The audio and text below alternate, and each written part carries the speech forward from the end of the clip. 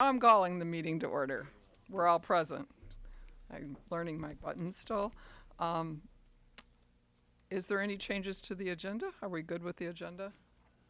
All right. Is there a motion to approve the minutes? So moved. Is there a second? Second. Second? We have to also approve the minutes for that joint meeting. We had it before the other meeting.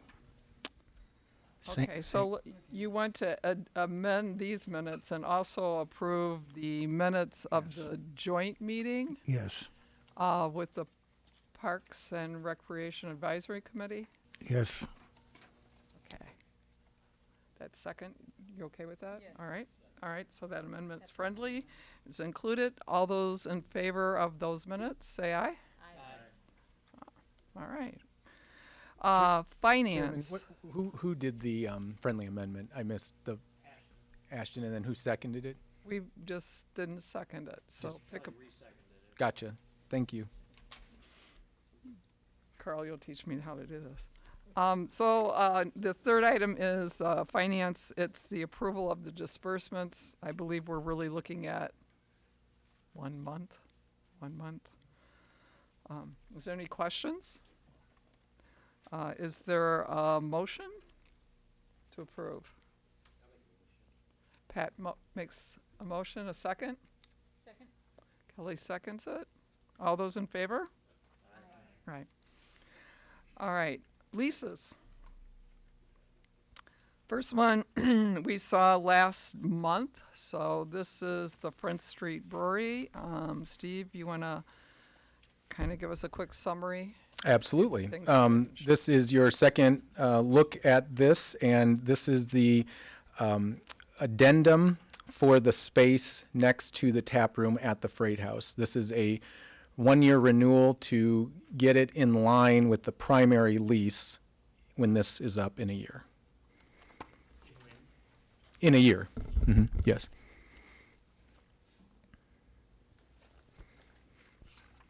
Carl? Sorry, I was not here to participate last month. This is an area that's presently being used for storage. Well, there has been some storage in it, but it actually is an event area and an overflow area as of late. Right. There once upon a time was discussion of doing significant amounts of shipping from this area. That's not part of this addendum in any way. This is really an expansion of the seating area, and they've constructed a bar Right. to accommodate that. Right. And then the current tap room area will be the brewing Okay. area.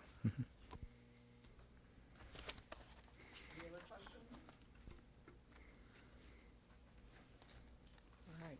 Did we have a motion? No. Kelly moves to approve. Is there a second? There's a second there on Brianna. All those in favor? Aye. Opposed? Okay. Consensus. Okay, so the next item B is Lindsay Park Boat Club. I just want to explain, give me a minute here to explain this particular situation. So there is, Lindsay Park Boat Club has sought a SBA loan for disaster assistance.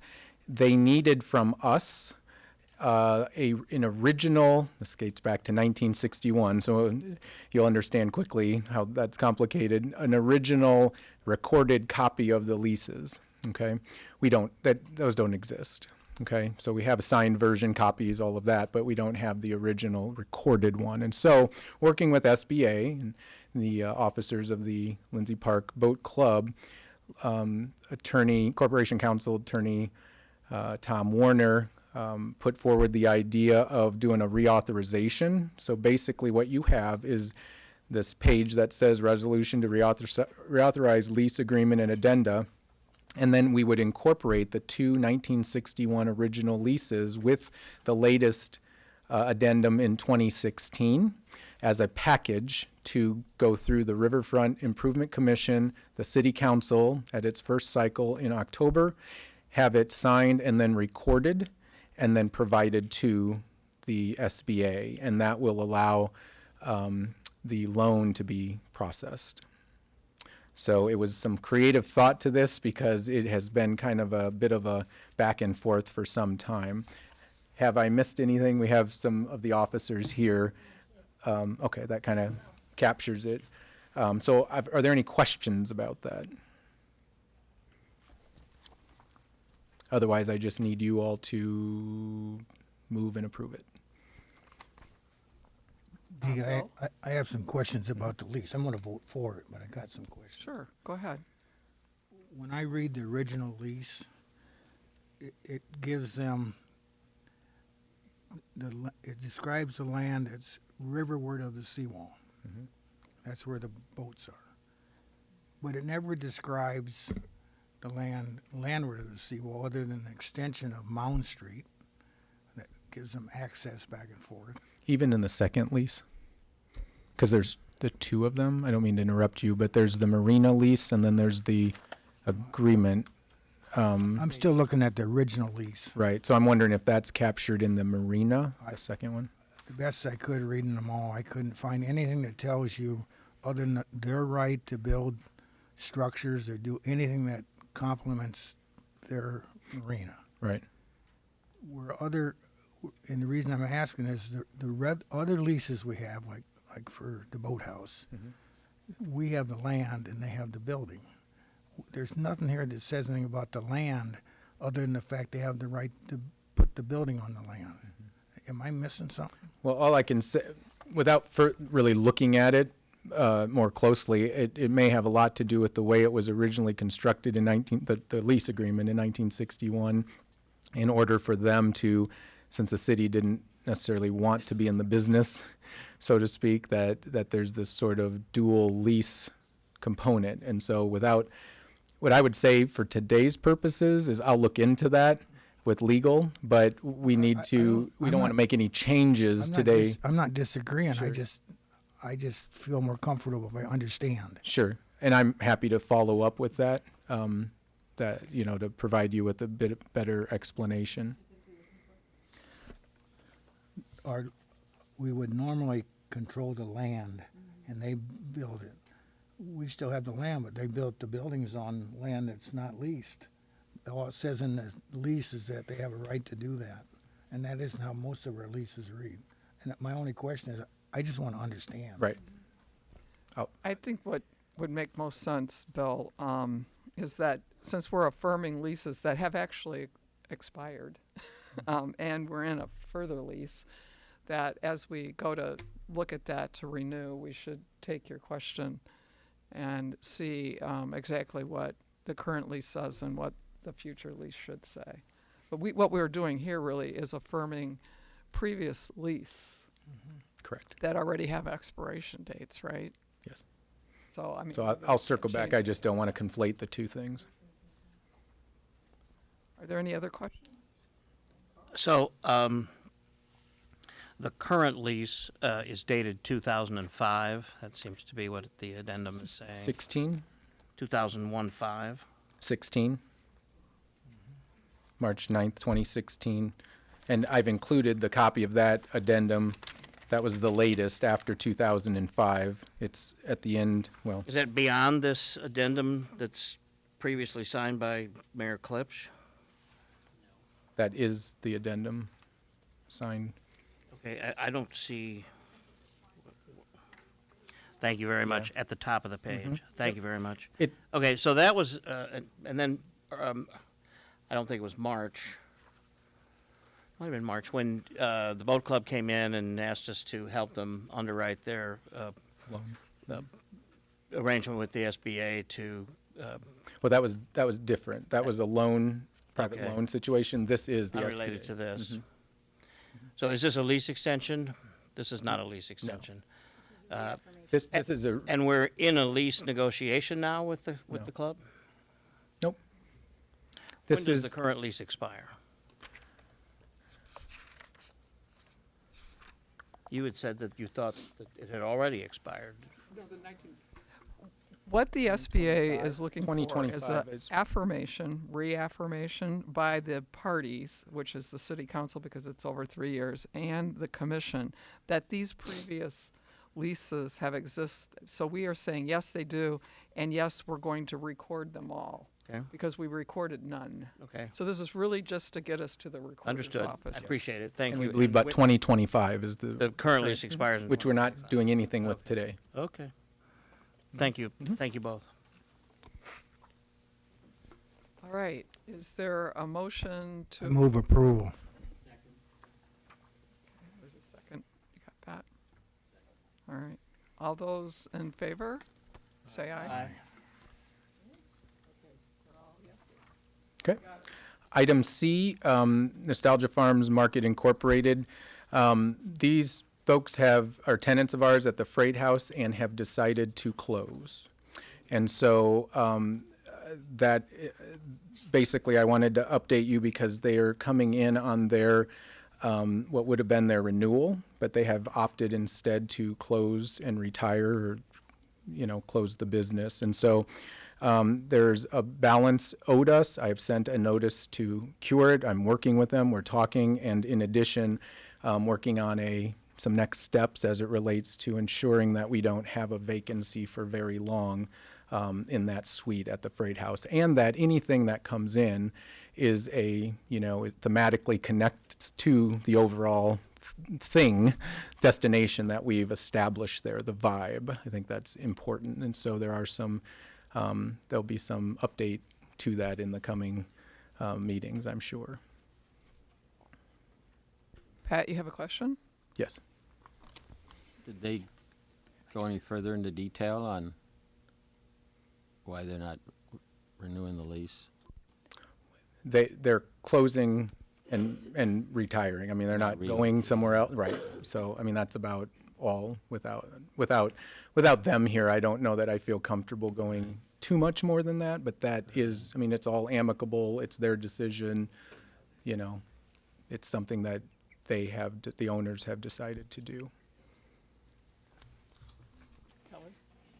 How big is the space that? About 1,500 square feet. Okay. And do we have like inquiries that are sort of like in queue for Yes. that area? Okay, great. Thank you. Is that yours? All right. Absolutely do. What's the last day of business? I don't know that. I can answer it this way to you. I don't mean to not answer the question, but their lease goes through October 31st.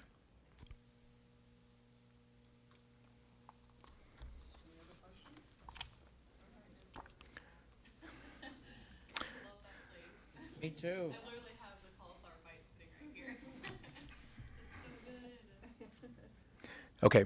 Item D, under leases, One River Place. I may need Commissioner Ashton's assistance with this. This is also an update on an upcoming lease renewal with One River Place is a building that's privately owned on private land in our sort of around our jurisdiction, but we have a lease agreement, very I'll call it odd one. We've done a lot of research over the last several weeks on this, but we have a lease agreement because of some public infrastructure as well as private infrastructure below or incorporated below the parking deck or parking area to the upstream side of this building.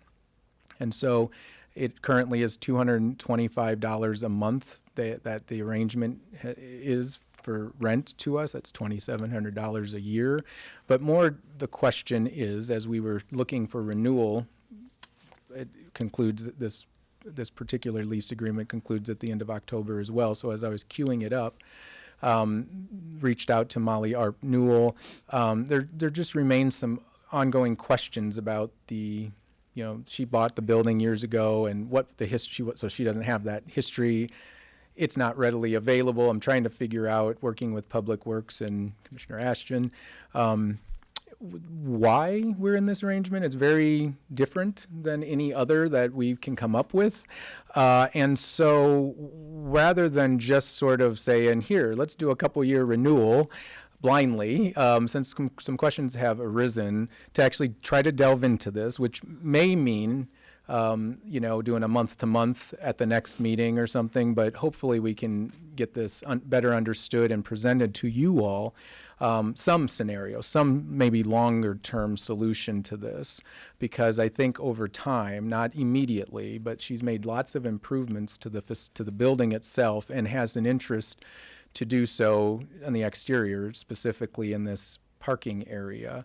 And so I think there's a great interest in trying to figure out responsibilities and various roles related to the infrastructure question. Did I miss anything? No, but to make it real clear, how the lease that was written, when I read the lease, has so many things that are just not, they don't make any sense. I'm gonna read you a sentence. Leasee takes and accepts the premises as they are on the date of this lease. Lessor and lessee acknowledge that a municipal storm sewer exists beneath the leased premises and that neither the lessor nor the lessee is responsible to maintain the municipal storm sewer. I don't know how anybody writes leases like that.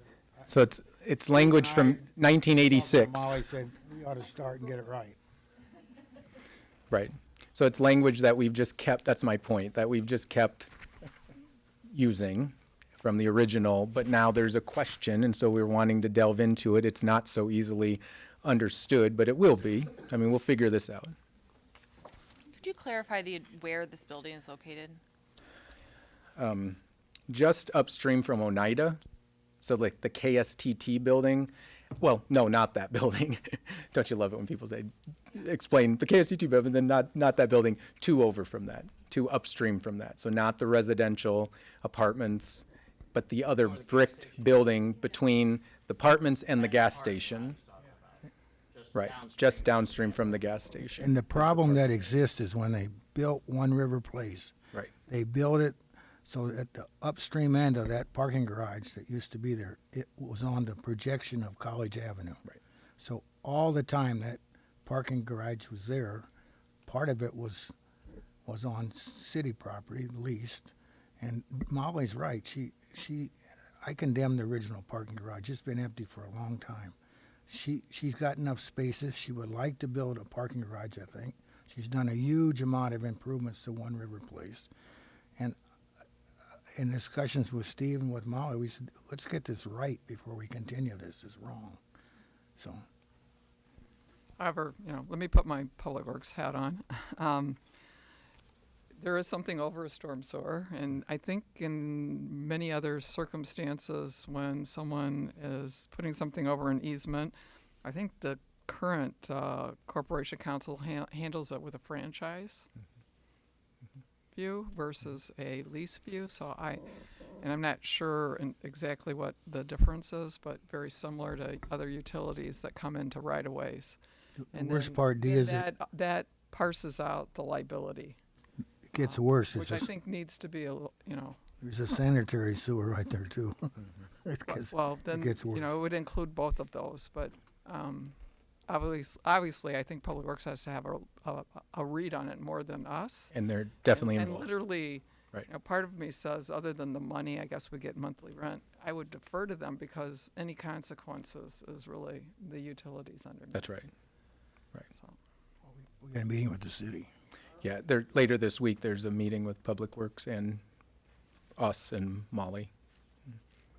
Having been a member of the city council that approved this lease in 1986, I can tell you, as I recall it dimly, there was a great deal of discussion about this easement on the sanitary and storm sewers that run beneath the property and the parking building, and I don't know why legal at the time recommended that no one bear responsibility for it. I would have to think that in any adjudication of an issue, the city would end up bearing the responsibility for its own storm and sanitary sewers. But I'm not ready to change the language at this point in time until we have an opportunity to maybe discuss it at length Absolutely. a little further, and I'll try and do my best to recollect what the circumstances were at the time. And I suspect you were on board in the day. So I don't think it was unreasonable in the moment. It's interesting to point out the times and attitudes towards this issue may have changed, but I'd certainly like to have a second look at it and not do anything at this point in time. So I think if I am gathering from everyone, Steve's suggestion that we go to month until we work this out. We actually, I didn't include the lease Yeah. in this packet because we don't have to really do that until the next meeting. If it necessitates, it may not. We may be right back to where we have Yeah, been. but I'm thinking we would be fine if it goes month to month and you're not ready yet, right? Okay. Okay, that's good to know. Thank you. Thank you. Project time. Actually, the first one's our project.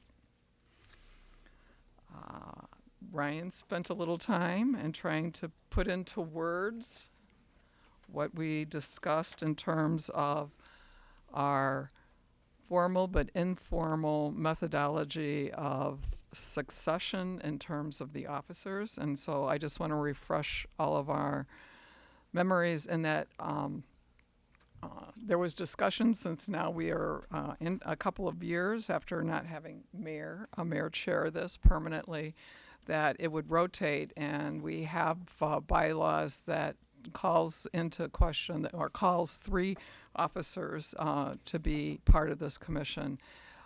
And then we discussed the idea of maybe having an informal way of how that would work. So would you expect to go from one position to another? How long you would hold it?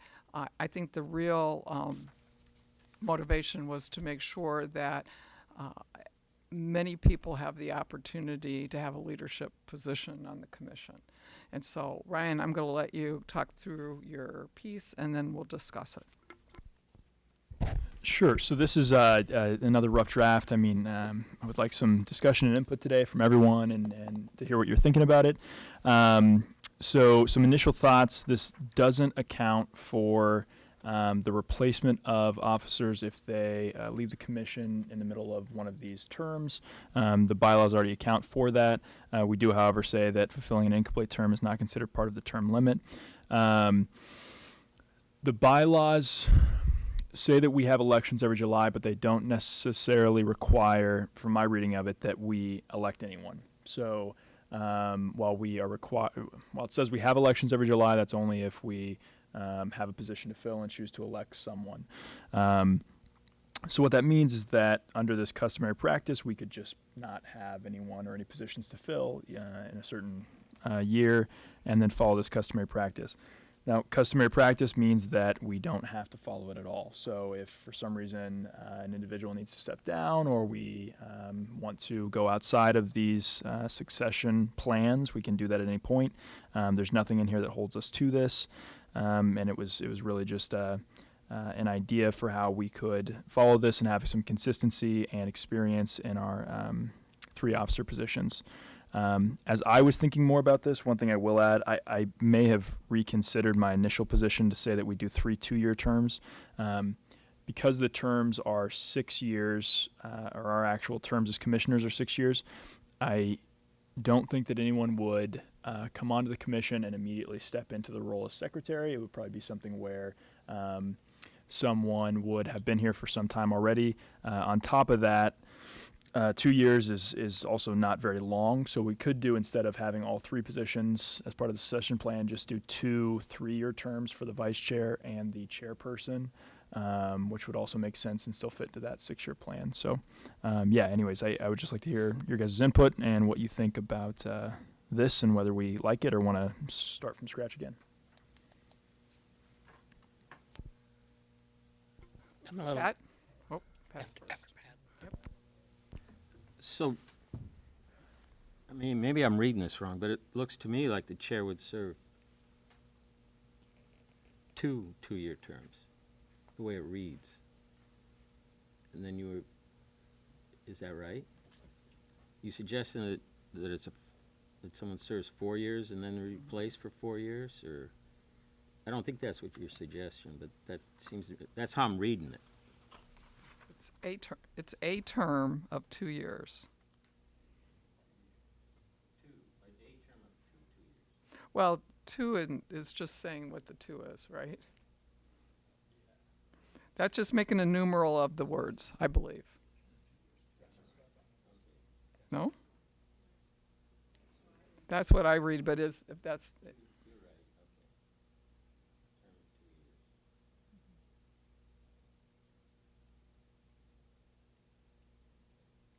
So I got a comma. No. No.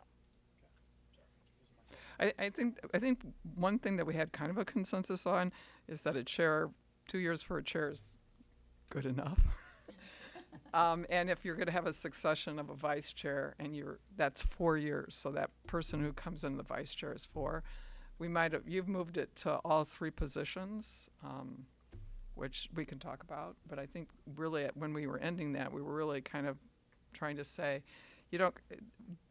we should not expect every year a change in the chairmanship, but we should expect and hope someone wants to move up to be chair, and someone wants to come in and take that position, realizing the commitment that they're making, right? That's our intent.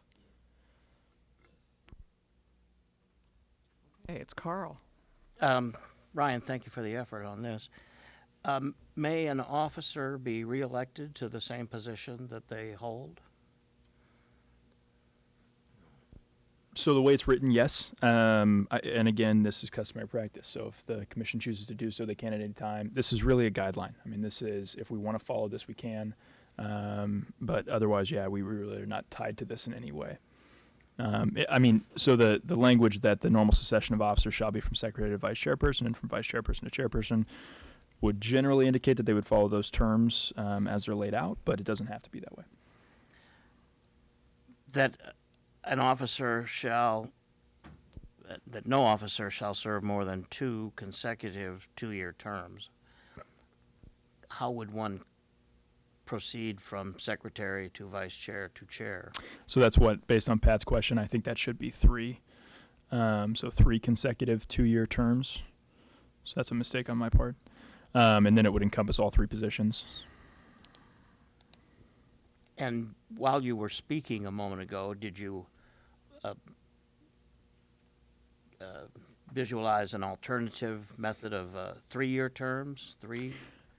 So I think if we wanted the terms to be longer, which we had discussed at the last meeting, just as throwing around ideas, we absolutely could make them, 2 3-year terms and only have it be vice chairperson to chairperson, and leave the secretary out as, not as important of a position. But I'm again, it was just an idea. See what everyone thought. Okay, thank you.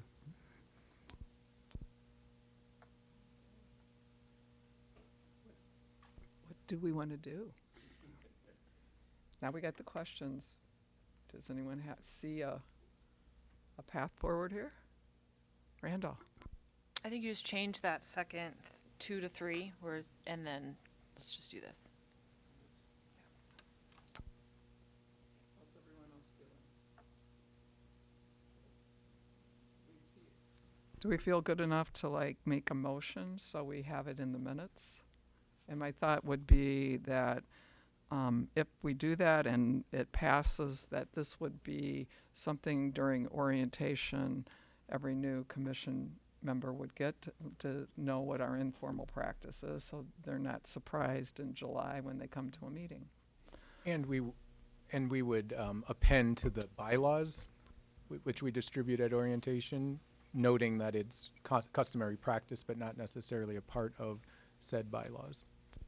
So I would make a motion. Oh, sorry. Do you still have a question, Pat? No. Okay, go ahead, Kelly. I was just gonna say I would make a motion with the amendment to changing that to 2 3-year terms. Okay, and is there a second? Okay, Carl, now, we got a motion on the floor, but you can. Well, I was going to ask to hold it over another term because I haven't really spoken to any of you all about it, but if it's a group consensus that you want to do it, and you say it's a guideline and not a fast roll. It's a guideline where at the last meeting, we discussed Customary that we didn't practice really things. want to do it in bylaws. We just want to have something there that we can practice for a while, and it can be amended as easily in a meeting. I got that. So there's been a motion and a second. All those in favor, say aye. Aye. Opposed? All right. We have a practice.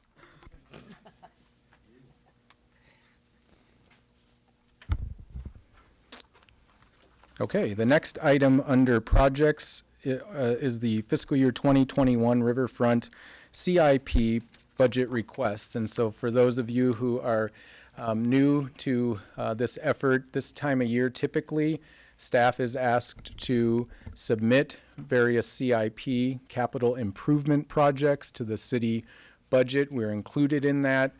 We go through all of those. It's a 6-year budget, and different projects get funded depending on the availability of funds and the prioritization of needs, basically.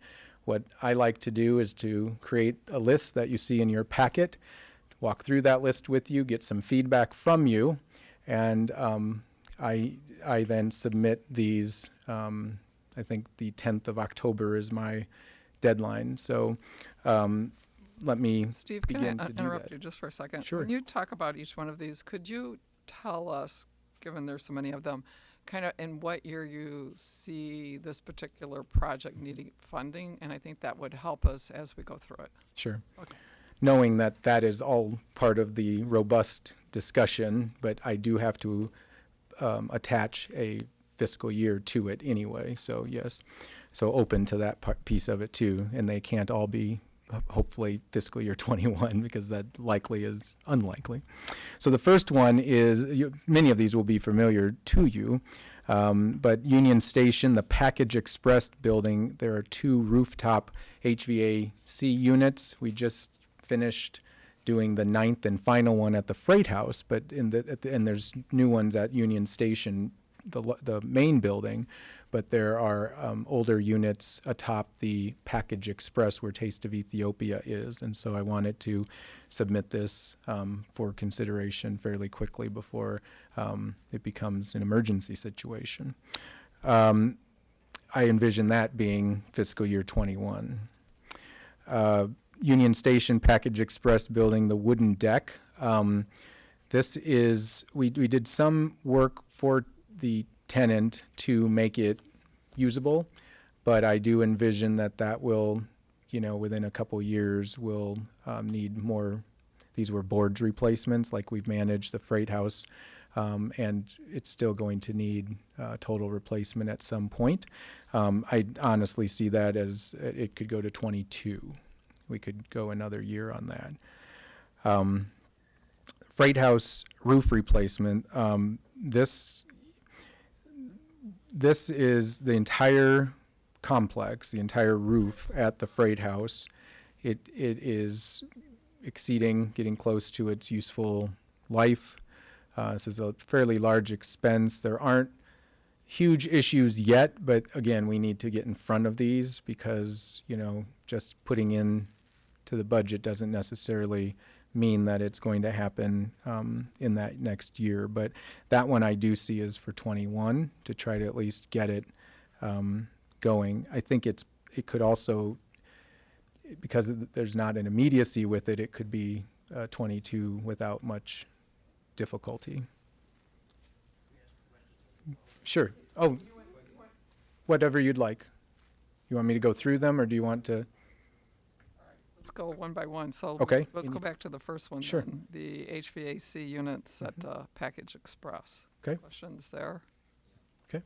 Okay, go ahead, Pat. It's just one room, right? Nope. At the Pack- Package Express. Isn't that just the restaurant? Well, but there's 2 rooftop units, and there's more rooms than that. Yeah. Oh. I mean, I don't know how else to answer that. There are There's 2 more than rooftop one- units for the There's space. more than one room. Yes. Yep. Mhm.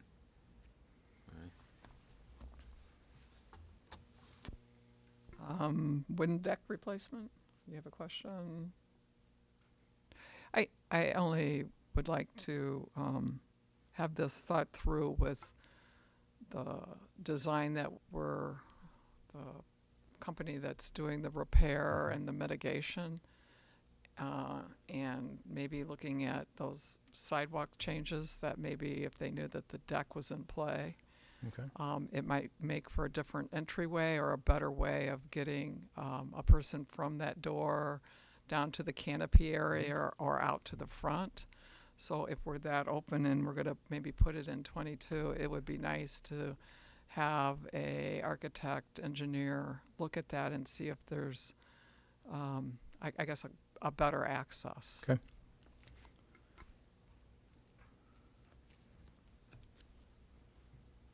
All right, now we're to the roof of the freight house, and that would be Carl.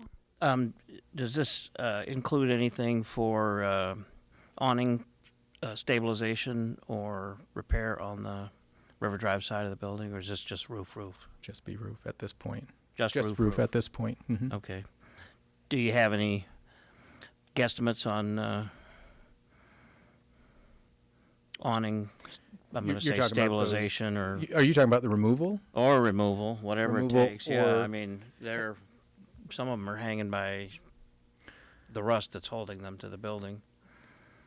Yeah, I think I don't think we've got a firm grasp yet on what the desire is, like what the consensus is for that, because I think we vacillate whether to remove them or to make use of them. And so I think maybe if we have a larger discussion. I'd recommend commissioners to just maybe walk that River Drive side of that building and take a look at those awnings someday if you're down in there. I love going to Nostalgia Farms. I go every Wednesday, but yeah, if you get on the other side of the building, the awnings are some of them are hanging on by literally the rust that's holding them there. This is just like a thought because I'm not a roof expert or anything, but I can't picture what the roof looks like right now. But so correct me if I'm wrong or anything if this is already how it is. But the like metal roofs that are becoming more used, they're supposed to last a long time, if not like indefinitely. Would that be something? But I know they are pricier, so I don't know if that was like something that was looked into at all. I think we can explore some different options. It's a sort of a concrete sloped Okay. roof I can't picture it it's right now. pitched to the south side. Gotcha. Occasionally, if we have big windy, heavy rain events, we'll have spots where there's some dripping, some leaking. Okay. We've done some patching. I just know because of the amount of patching in a couple different areas that we're not far behind a full replacement. And I think we can explore once we get it funded, Yeah. what are some options. Okay. I just wanted to kind of see if there was a more like cost-effective way to make it a little more sustainable or something. And then just because we're talking about a roof, I can't picture it like how tall the trees are, to maybe look forward in the future, like 2022, 23, to maybe look into like solar energy or anything to put on top. I don't know if like the trees are too high. I can't picture it right now, even though I was just there. But just something like that, because it is, if it would work, that would be kind of cool to do something like that for the freight house. Sure enough. Okay. Thank you. So, Steve, what is this $100,000 estimate for then? It's based off of the type of membrane, It is a membrane. right? So Current it would roof, replace it. right? That's a It's a replacement. rubberized membrane that That's right. probably is black, but it should be white. Yeah, true. Okay. All True. right. All right, thanks. The next, if there aren't any other questions on those, CB&Q parking lot. This is the parking lot at River Drive and Perry that will be adjacent to the flex space area that's currently under construction. And so this is a project to ensure that if you've been in there, I know many of you know the area, and so we patch it quite often. It needs to be basically, repaved and beautified, especially in light of the fact that in the adjacent area we're making some investment in the entire area. There's Main Street Landing, eventual build out and that sort of thing. And so this is used by a number of tenants, several of which are ours, Front Street Brewery tenants and some others. And so this is a project slated for 21. Okay, Bill, you have a question. So is this estimate a total repaving of that parking lot or just kind of a repair type thing? No, this is a repaving of it. Is that concrete or asphalt or? It'd be asphalt. I think, does this take into consideration yet the idea that there would be a road through it and up the 200,000? So this is a joint city council Right. commission project, I gather. And Right.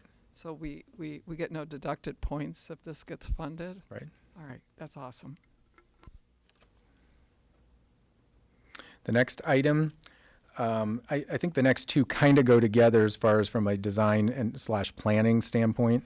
But Union Station flood mitigation design for 30,000 contemplated in the next fiscal year 21, and this is.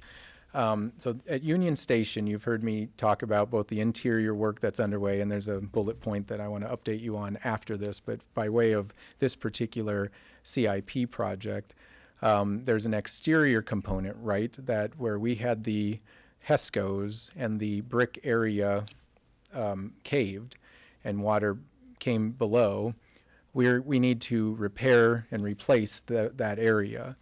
But the AE firm that we've brought on went further, and we're glad they did, in envisioning a potential FEMA mitigation project, which we can do both. There's the repair, the replace, and then out of a different pocket of money is if they scores well enough a mitigation project, and that could contemplate maybe we're not going to use HESCOs in that area, because to be quite honest, we're not quite sure that the area down a few feet away from where this breach was isn't just as weak a few feet below, right? I mean, this is part of the question. And so I was on site for inspections with FEMA recently, both for the interior and exterior. They believe that they understand that we're going out for the AE firm, this is architectural and engineering firm, to help craft a potential mitigation plan. So that would be like an outline with some cost estimates for us to submit for their FEMA's feedback for us to potentially submit for it. And so what this is to help put some meat on the bones of any sort of design, ultimately, to be able to do that. Is there anything on that? So the architectural firm, I mean, they're engineers, but I was able to sit in on the different companies that came, and the one that has been selected, I believe, I'm not sure where that contract is, you're going to talk about it, had some very forward-thinking ideas, which are both. You have HESCOs, but is there a way that if you elevated the sidewalk, given the issues that we have with the railroad and the sidewalk's going to get elevated anyway to go over, is there a way to elevate the sidewalk? And in that elevation, it might be the east side protection that's permanent. And what else can you do around the building that is permanently there? And so you lower the number of HESCOs you need, or it could be something other than HESCOs. I mean, the first time the flood mitigation was done at the Union Station, it was, they did a number of things to the walls, tuck pointing, all these other things, and these metal doors, which held. It leaked a bit, but it held, actually, in flood. And then it moved to having sandbags around it to have a double protection, and then the HESCOs were used without the metal plates. So we had a problem. But what are those things that can be done? And I think as we move forward with the world changing in terms of the environment, the more permanent things that we can get done and feel confident that they're there and they work, especially in a building that we know will not get elevated. And it has historic significance, what can be done. And so they're going to look at some conceptual stuff actually now. And this money here would be to do the actual design. So we would have some conceptual ideas with some dollars, seek FEMA funding. When we got FEMA funding, this would be used with the actual design. Right. That's So right. This becomes part B. So as a lot of you are ticking in your brain, how much is this? This would be that kind of project where I think it's 80-20 when you have FEMA funding for projects. So And is likely a couple years because of the process, a couple and years we'll out from see anything. when they do some of this work, and I'm not sure their schedule that they're on in the next couple of months. The next couple of months, we're going to see some of these concepts, one or two. We're going to have an opportunity to talk about reducing it to one concept, so we're going to be pretty much engaged with this in terms of conceptual design. But this is because we have to anticipate the CIP. Steve is saying, like, if everything goes well, we get something, what would we put in the budget to do Well, that? we can always eliminate or remove a project. It's very difficult to insert one later. So, keeping in the whole planning and strategic planning initiative and the idea of River West that we all contemplate, we had I don't want to go into that piece of it now, but we did have a joint meeting a month ago with many stakeholders, with parks, and then also with Friends of Credit Island, many other stakeholders, all of whom are very interested in the causeway, the reestablishment, of the harbor or the slough, and so the idea here is to, nothing really operates without some sort of plan, and so the Corps is. They provided us with a presentation, and there will be some stakeholder involvement identified, but ultimately the actual planning of this entire area of River West kind of beginning to not only just in name only mention this area, but what is it that we envision here, what are our goals, that kind of stuff, to kind of work through a high level process to begin to have some objectives to actually meet and to work towards. So this is basically for the planning piece of it, not for any said project. So when we talked about it in the strategic planning group a year or more ago, we said we wanted to be at a very high level. So I'm not sure exactly.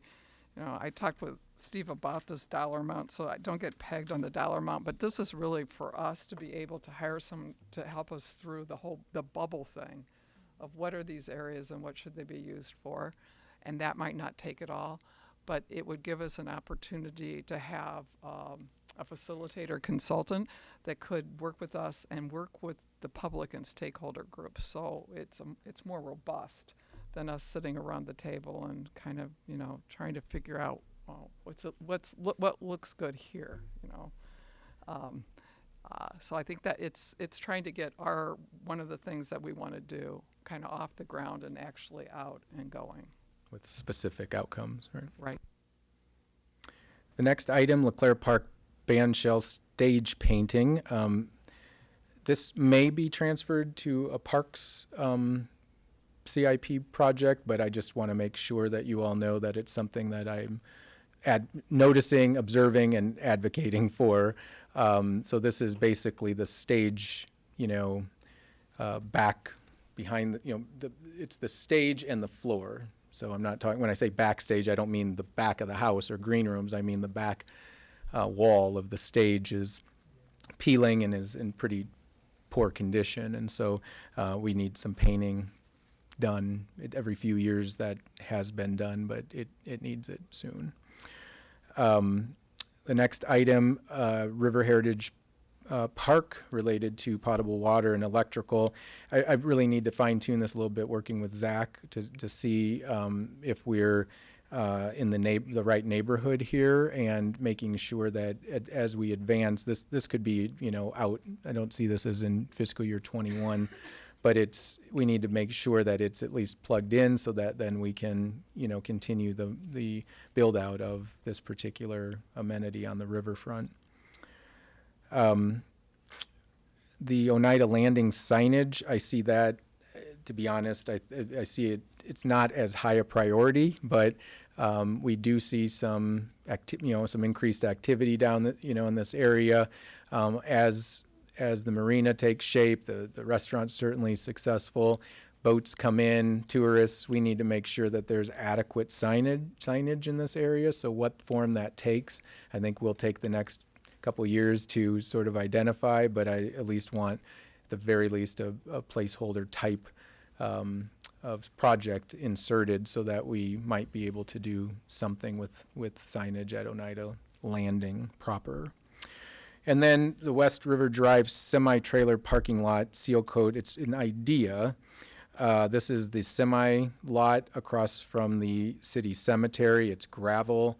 It's less than ideal on during a dry stretch, with effects to the River Drive and even motorists through here. Even complaints, we've received a few for the effects on the cemetery, and so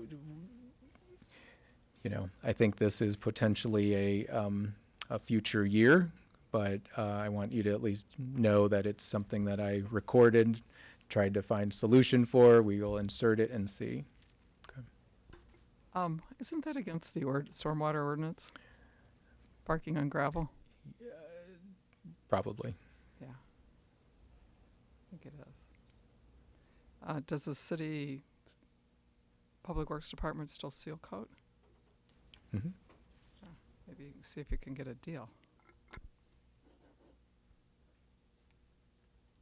Steve, is this the lot you're talking about, the one where the Ralston Purina trucks are parked now? And rent from us, yeah. Mm-hmm. Okay, and there's another lot coming back this way east, right across from the old Oscar Mayer, where there's like a backhoe. There's something sitting on that lot right now. What's going on there? So that you approved at the last meeting. That's the Langman construction project. They will be on site. It's a city project for the 1930s interceptor sewer project, and that will be a construction site for the next couple of years. Oh, okay. Okay. Yep. Any other questions and or ideas? I just lost your dates after Union Station. River West 21. 21 also. And then Band Shell 21. 21 and Heritage Park The last three I have 22 plus. plus. Because basically the way this goes, we insert them, we talk about 21, and then the other ones, things get moved out, and so I usually don't put them out there, they end up there, so. And mix it up and put a couple of them out there. Out there. I think I could imagine that the committee would be thankful that they saw one a year or two farther out than Yeah, the second year. certainly.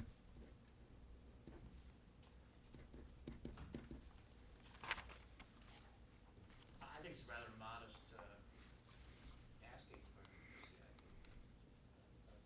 $585,000. 3 or 4 or 5 years is not taking too deep. City's pocket money. Just an opinion, only the opinion of only one person. I'm just letting history guide me a little bit. All right, so we had a pretty good discussion there. You want to go to strategic plan? Absolutely. I delved into some of this already, but many of you were able to make the joint meeting with Parks last month.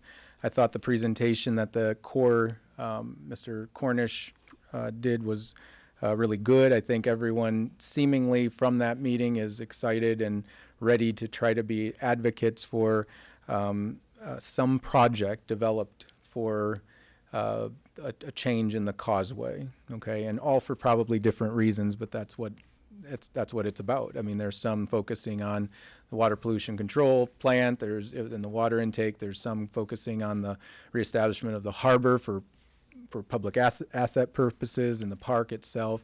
A prime example, many of you, that won't be lost on many of you, is that we're basically closed on the causeway right now because we're at just about 15 feet. there's no water inundating Credit Island whatsoever. Okay, so the lodge, that kind of stuff. I mean, lodge is getting cleaned up from the spring still, but the point is, when you have smaller floods like this, you have to close, and if the lodge was ready for rental, it'd have to be closed because you couldn't get access to it. And so there's a point there about use and usability of the Credit Island asset. That's one more reason, to try to look at the causeway itself and to potentially look at the impact and thought of raising it. And then there's the flow through. There's, as he talked about, the silting in from Blackhawk Creek, and all of that. And so I thought it was a good project. Mark Cornish with the Corps, has submitted a paper on the Corps side, basically, so as not to, I mean, there's no guarantee that it will be received at a high, I don't know, not so much high level, but a funding recipient this year. But we want to make sure that we are crafting a plan that is incorporating all the stakeholders and working with the Corps. Of course, the Corps is interested in a local share, a local entity to work with. And so that is the city of Davenport.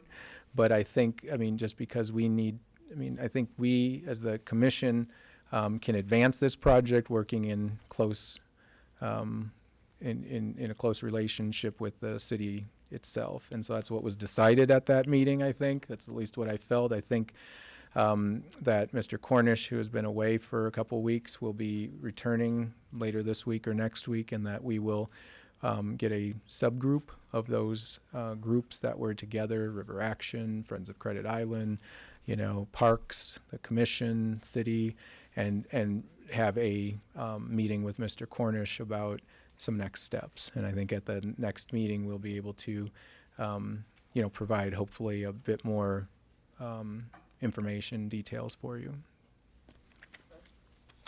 So you're saying that he may return to us as a commission and present again with a little more detail, or? I envision, rather than having the full groups, I envision a task force of sorts, a stakeholder group, whatever you want to call it, a work group. I think, as I recall, in Alderman Grip, I remember him saying something maybe afterward, but I think that it was a city investment on this project of like 1.6 million or something, wasn't that it? Well, potentially. I mean, that's yet to be. That's right. It's not in stone, but I think at the preliminary numbers, it was that a 65-35 split or something? Yeah, 35% for the city. With the numbers he gave, it was 1.75. Yeah, okay, 1.75. So it's right. Yeah, but I think we were all, those of us that were there, were pretty excited about what we saw. We thought it was some very positive things going on, and certainly something that we want to pursue, I think, as much as we possibly can. I think the first step, which is much smaller than that number, is the feasibility. Right. And for me, my head came up when he talked about a potential change of where Blackhawk Creek comes out and what that could do in terms of flooding there. I think the other thing that I'm harking back to my plant days, but the fluent pipe and where it is and having it silt in has always been a concern going forward in the future. So that feasibility, looking at that portion of it, to have the slough actually work again, to me the smallest in the is in water going through it versus it all silting in. To me, the smallest funding part of it, and what we all would love to have, is a bridge that's higher and water flows through it. But there's much more to this. There's much more to this plan that speaks to the environment, the sustainability of the river, of fish.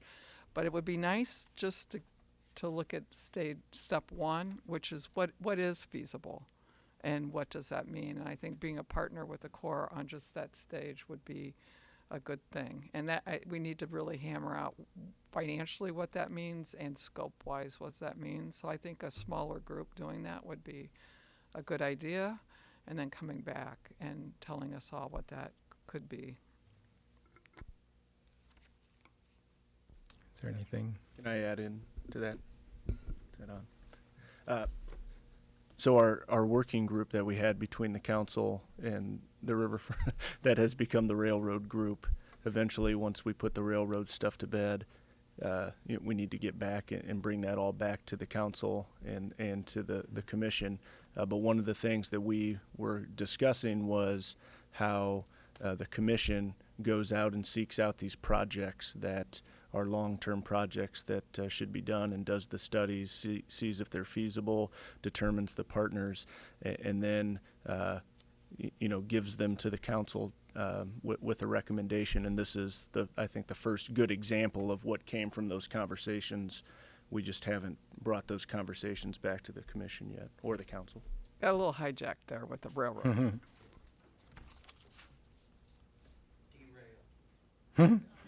Good one. Good. Okay, so a couple updates. I'm on D, Union Station, interior and exterior. So we have a bid for the interior restoration at Union Station.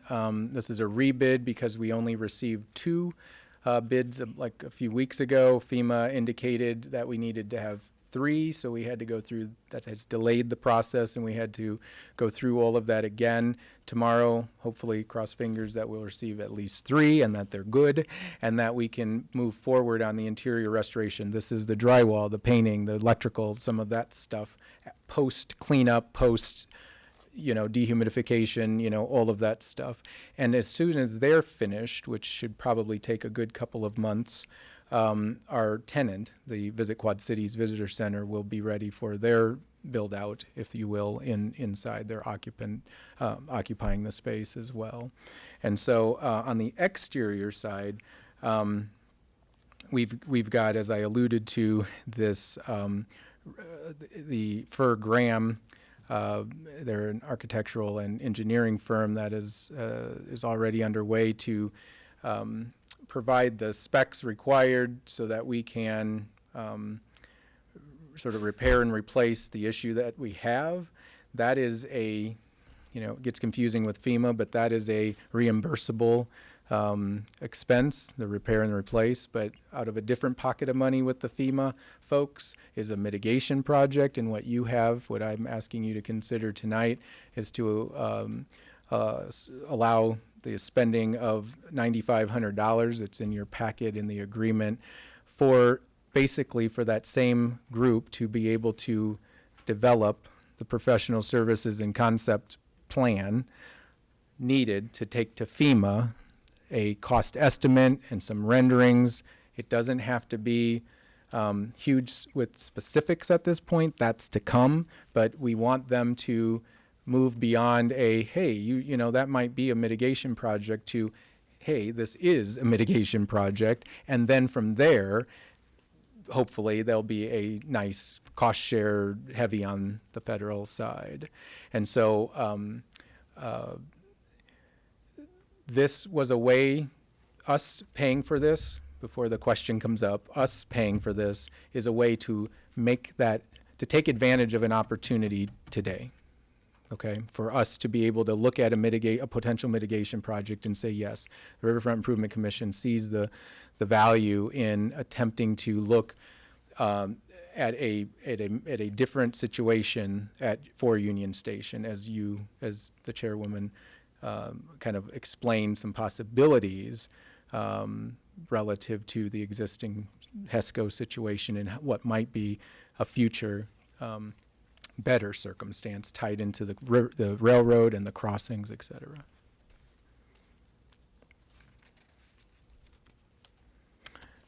Anything with that? How many other prices did you get? Well, it went out to bid, and there were three, and I don't remember all of that. I mean, as far as to itemize it for you, I can get that, but I don't have that. Did all three have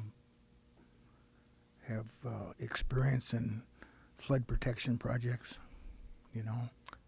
I would say no. Right. We interviewed three. One clearly didn't score that well in the interview because after talking with them, we felt that they lacked enough experience to do either the repair or the mitigation. The other two, I think either firm could have. The firm that we picked, which I'm not sure if the city has worked with before or not, is from Cedar Rapids and from somewhere in Illinois, not the Quad Cities. And they have fairly extensive experience with building protection. This firm that we're Yes. Yes. Yes. Yes. Well, I accept that, Dee. I just want everybody to know that a federal flood protection project, in which I've worked on many of them, often incorporates a building. So it's not something that's unknown. It's not something that lacks experience. Right. It can be done. Well, we received, it was a mitigation project when we did the original mitigation of, with the, what I was explaining with those metal doors and the tuck pointing and doing the stuff on the outside of the building. That was paid for by the federal government. So this is, if you can't get it out of the floodplain, they want to figure out if you can lower the potential damage it costs. The ongoing. And so they usually are, but they want to see that return. So how much are you going to invest versus that return? You often can't That's why move the building. We really need some cost estimates. So you tie it in. Downtown Waterloo is totally that. It's one building after another. And what Dee said is, I think, Dee, you said the first time the water came up, they didn't do what the city did. And then the next time they did it, and it worked. But the first time they didn't even try, and they made a mistake. Everybody should realize that flood protection is not a levee. It doesn't have to be a levee. It can be a combination of fixed walls, removable walls. Downtown Waterloo is the best example I can think of it. The whole downtown is removable, and when a flood comes and the cedar comes up fast, they put the protection up. Yeah, it can be elevated walkways. There's just a whole number of ways of being able to connect to. That's how you connect to Bechtel Park with that temporary wall that was built and designed to come down, and now has been kind of redesigned to be able to put that connection in place rather quickly. I think that's what we're And trying so to do here. we're looking at the whole Right. Union Station and how could that work? What could be permanent there? And re-envisioning it, right? Yeah. So you're recommending a motion to approve this expenditure I this am. evening? Okay, Yes. so moved. You concur with that, Madam Chair? You're on board with that as well? I'm way on board. I kind of got that feeling. All those in favor, say aye. Aye. Oppose? Pat. Item E under projects, the Canadian Pacific Railroad crossings. I've included, there hasn't been a meeting since the last time we met, and so I included the minutes from that went out to the task force members, so that we're just all up to date on that. I know that there have been some discussions still with the city and so I think a meeting with the task group, it should be called very shortly, but I don't really know the particulars at this stage. Yeah, do we know, September 9 was the date that the document indicated there was going to be some response back or something would happen. Do we know whether there has been any kind of communication back, and has there been forward progress? Can I I talk? don't know, Kyle, if you know. As far as I know, as of last Wednesday, I thought we were going to have the railroad meeting scheduled for this week. So there is follow-up. Yes. I'm not sure why the meeting hasn't been scheduled, so I'm going to follow up with Nicole, and I see no reason why we can't meet by next week, based on what she had told me. Thank That you. was also my impression, so.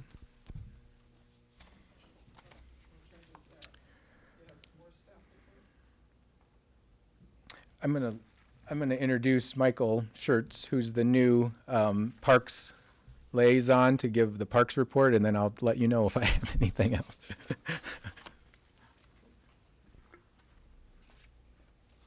Welcome, Michael.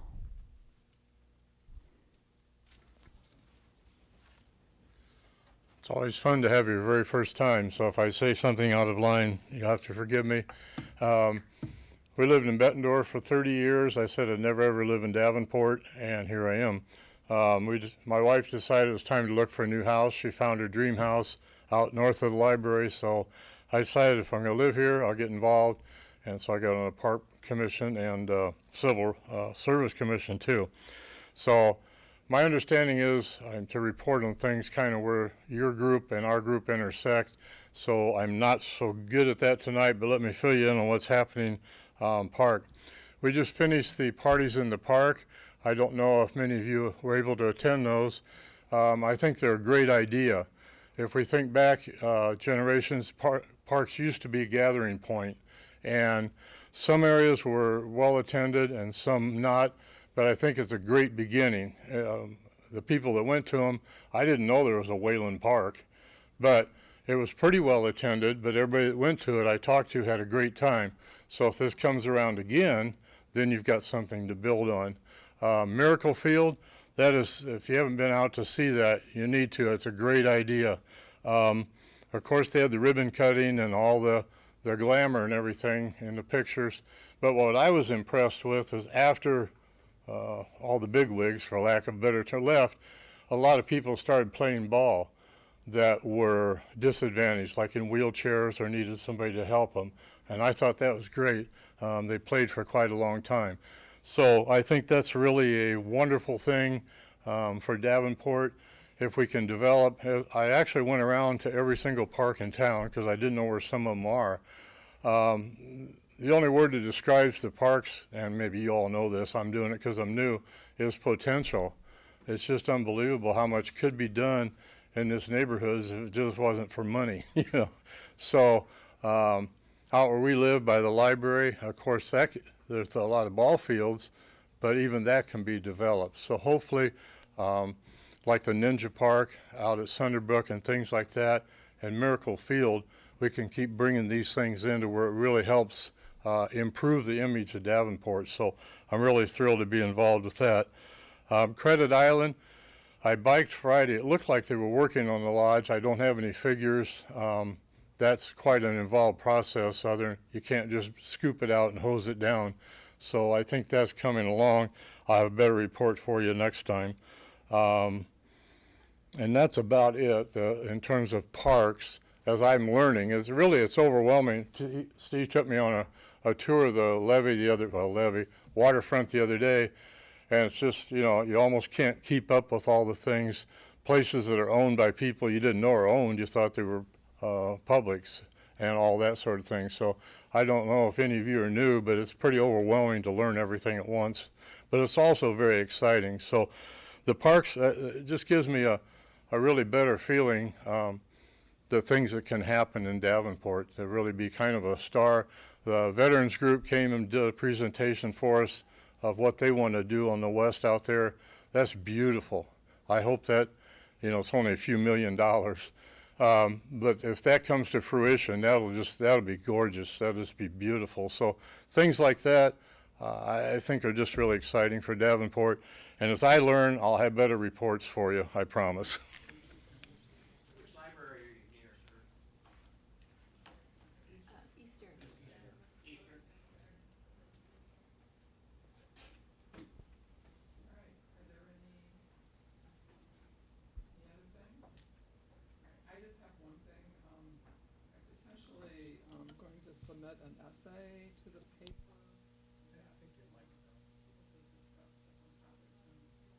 Oh, yeah, that's a good idea. I'm potentially going to submit an essay to the Quad City Times. They've asked different people to have their perspectives on different things. One is the riverfront and the future. One is youth. One is neighborhoods development. So they're different things. So I'm working on an essay that would be just really my viewpoint, not the viewpoint of the commission. So I just wanted to make sure, and I've talked with the paper about that, and if that's possible. If it is possible, then you might see something about my views. So I wanted to give you kind of a heads up. I'm supposed to submit it at the end of the month, and I will definitely share it with you when it is written. Bill. Michael, this isn't intended to be against you and Kyle. picked this venue because I trust that you could take it up and solve some of the problems. What I'm going to discuss a minute is Credit Island. I went down to Credit Island. Mr. Peppers happens to be here. I rode in his truck. And he's the head of Friends of Credit Island. And when I passed the roundup, her first was a set of pictures that show the causeway. Who cleaned up the causeway? I went down there, it was totally full of asphalt layers that had been flipped over, lots of trees, some very, very large trees. And I would assume that the work that was done was probably done by the city. And if it was done by the city, I think it gets then included in an item that would have to do with flood cleanup and stuff that would end up going to FEMA. All the work that was done to clean the causeway, I believe, was done by Friends of Credit Island. I asked Bob how long he worked. He was in the dozer for 30 hours. There's a lot of money involved in cleaning the causeway. And my purpose right now of bringing it up is if that work, it could be done by a contractor, it would go to FEMA. If it was done by the city, it'd go to FEMA. If it's done by volunteers, I guess it isn't. I don't consider Friends of Credit Island volunteers. They're just the same as a contractor. They're using somebody's dozer. And that money ought to or hopefully was included in a total that would go to FEMA. And somebody would recover some of that money. Yeah, it's my understanding that the volunteer hours would be recoverable, but we'll figure out what the hours are and then follow up with our staff. But in one of the Riverfront, the mayor's task force meetings, I believe I heard them say, make sure that any work that the residents are doing, anything that volunteer groups are doing, I think that's all captured as long as whatever land or property they're doing the work on is covered by FEMA. So we'll follow up on that. I think it's a pretty big number is what I think. The second set of pictures I sent around is I just don't understand. When I go down there, they took all the bollards out that prevent automobiles from going from the road to the grassed areas. They're all gone. In fact, the picture I sent is an enormous pile of them. It don't make any sense. Why would you pull the bollards out of the ground?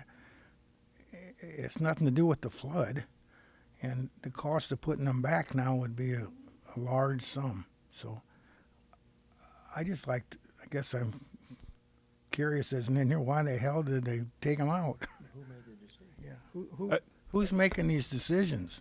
There's an Alderman- advisory group, there's the Friends of Credit Island, and there's directors. And I just don't understand. How could they pull all that out and who approved it?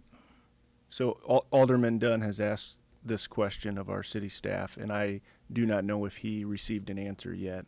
I haven't heard the answer, but he had the same reaction that you did, so he's asked that question. I talked to Alderman Dunn. Okay. Yes. I got a whole list, but I'm not going to go through them. Thank you, Paul.